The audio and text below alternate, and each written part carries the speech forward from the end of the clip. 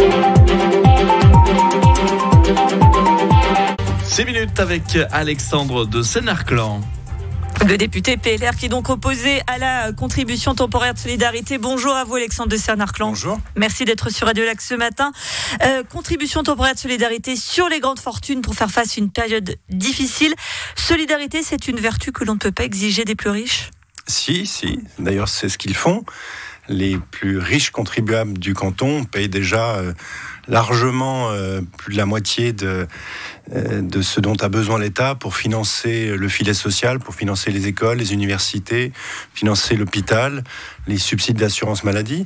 Donc, vous savez, à Genève, la pyramide fiscale est très aiguisée. C'est l'expression qui est usitée. Ça veut dire que, justement, les gros contributeurs payent déjà une très très large part du budget de l'État. Mais tout de même, hausse des matières premières, des primes maladie, l'inflation, pourquoi pas hausse des impôts pour les plus riches ? Mais parce que ça n'a juste aucun sens. Il se trouve que l'État... Ça a un sens, la hausse des matières premières, des primes maladie ? En 2022, l'État de Genève a fait un boni de 1,3 milliard.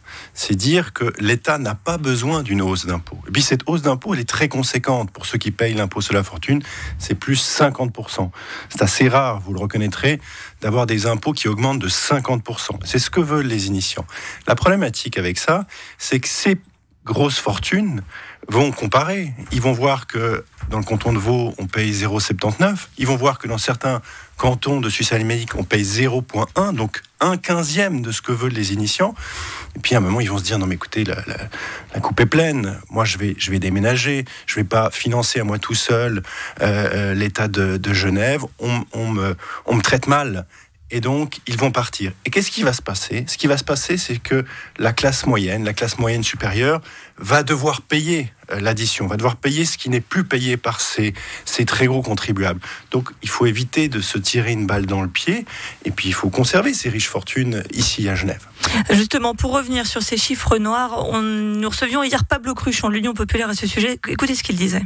C'est une arnaque. Depuis des années, la droite et les autres réduisent massivement les budgets. Ils disent, faut pas dépenser, on n'a pas assez d'argent. À chaque budget, c'est la même rengaine. Donc, artificiellement, on baisse les budgets, on baisse les prestations. Et évidemment, après, quand on a les comptes, on dit, oh, regardez, il y a des excédents. Et qu'est-ce qu'il y a quand on a des excédents ? Ah, il y a trop d'impôts qui arrivent, donc ça veut dire qu'il faut baisser les impôts. C'est ça, c'est une logique artificielle qu'on a créée pour pouvoir justifier des baisses d'impôts. Or, c'est pas vrai. Combien de besoins sociaux non couverts actuellement à Genève ? Les comptes sont une arnaque, Alexandre de Sénarclan. Mais c'est un discours complètement absurde. L'État de Genève a chaque année eu des budgets sociaux qui ont augmenté. L'État de Genève a beaucoup investi. L'État de Genève a beaucoup augmenté le nombre de fonctionnaires. Certains diront trop. Mais c'est justement pour répondre à un certain nombre de besoins. L'État de Genève a été présent pendant la pandémie.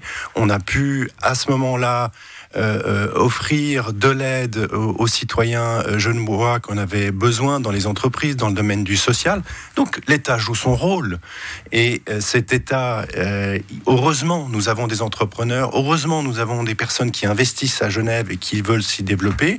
Et ces gens-là produisent de l'impôt. Et en 2022, ils ont produit beaucoup d'impôts. Il faut s'en réjouir. Et donc, il faut éviter de, tuer la poule aux œufs d'or et de faire partir ces gens, parce que c'est tellement simple, vous savez, d'aller mettre son domicile à My ou dans un canton plus éloigné, d'aller en Valais ou d'aller à Londres pour d'autres. C'est dommage de se passer de ces gens qui contribuent beaucoup à l'État par leurs impôts et qui évitent qu'on ait à augmenter l'impôt de toute la classe moyenne. 70 000 personnes touchent l'aide sociale, 35% de la population est exemptée d'impôts par manque de moyens. À ces gens-là, vous dites qu'il ne faut pas augmenter les impôts à des personnes qui ont plus d'argent qu'eux ne pourront jamais imaginer en avoir dans leur vie.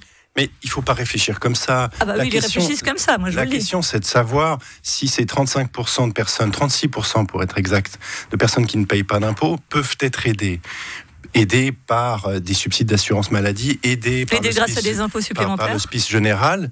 Et est-ce qu'il y a des personnes pour payer cette aide ? Il se trouve qu'à Genève, il y a, heureusement, des gens fortunés, voire des gens très fortunés. Je crois qu'il faut plutôt se dire, finalement, l'État social fonctionne. Les gens très riches payent beaucoup d'impôts et permettent de financer l'État social et permettent d'aider les 35-36% de gens qui, eux, ne financent pas l'État. Il faut s'en réjouir. L'État social fonctionne. 350 millions de francs, c'est ce que pourrait rapporter cet impôt de solidarité. L'argent ne tombe pas du ciel. Si on n'augmente pas les impôts, il n'y aura pas plus d'argent, alors que les besoins augmentent, ça on le sait. Vous décidez donc, vous préférez laisser sur le carreau des Genevois. Non, mais c'est complètement illusoire, ces montants de 300 millions. Au contraire, ce qui va se passer Par contre, le fait qu'ils partent, ça c'est pas illusoire. Mais écoutez, vous savez, en commission fiscale, j'étais président de la commission fiscale au moment où on a traité de cette initiative 185. Ce que l'on a appris, les chiffres du département des finances, c'est que si les 10 personnes les plus touchées par cette initiative devaient partir, juste 10 personnes, c'est pas 50, 100, 1000, c'est 10 personnes. Si ces 10 personnes devaient partir, ce serait 200 millions de moins dans les caisses de l'État. Est-ce que ça a du sens de faire partir ces 10 personnes pour perdre 200 millions ? Et après, qui va payer ? Qui va payer ? C'est à nouveau la classe moyenne ou la classe moyenne supérieure. Et qui va payer en bout de ligne ? Ce sont toutes les personnes qui ne payent pas d'impôts parce que l'État ne pourra plus financer l'aide et les subsides auxquels ces personnes ont droit. Qui va payer ? La réponse le 18 juin. Merci beaucoup Alexandre de Sédarplan, député PLR et candidat au Conseil national. Merci d'avoir été sur Radio Lac ce matin.